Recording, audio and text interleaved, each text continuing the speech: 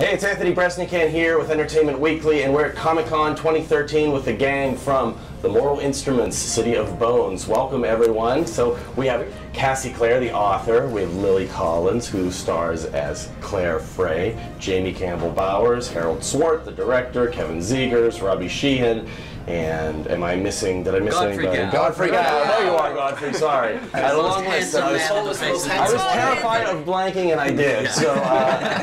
So Lily, your character is a shadow hunter. It's like a half human, half angel. But this is something that's news to her, right? So how does the story begin?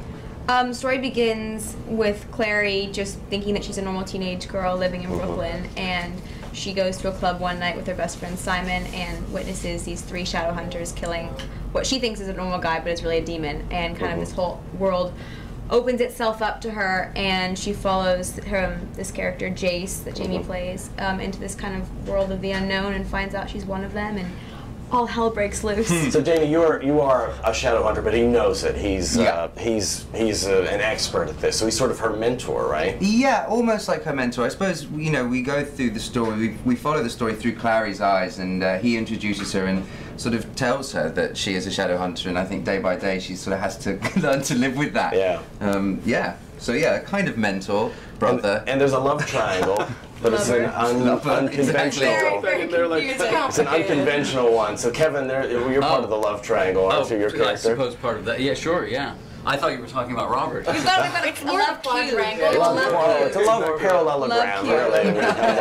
Three-dimensional. Something for everyone. Right. But no, I suppose my character is quite fond of Jace. I'm fond of you too. Yeah. Fun. That's a good euphemism, right? And the story of my character sort of is sort of vaguely told in the first film, but it's something that you sort of end up finding out a lot more about him as there are many more books. Cassie, there are. Yeah. Tell me, what was the origin point for this story? What was the genesis point? I was in a tattoo shop in Lower Manhattan with a friend of mine who was trying to convince me to get a tattoo, and she had this huge flash book of like really intricate kind of designs, just telling me about the history of tattoos and how people had used them for centuries to protect themselves, believed they had magical powers, and started to think like, what if there was a race of people for whom these markings really worked? How would they work? Who would they fight? What would they be like? And then the next sort of idea that I had was Clary, and kind of evolved from there. Harold, what's the key to translating this story to the big screen? Oh, I wish I could tell you that in one sentence. It's in one sentence. Yeah, no, it's. I mean, Cassandra writes wonderfully visually, and they're great characters. Obviously, it was hard to get that big of a book down to a movie, so we had to make some sacrifices. I think we've done good choices. But we've all worked closely and made sure that the spirit of the book is in the movie, and made sure that the performance is great, and I think the characters are really coming across as the fans would love to see too.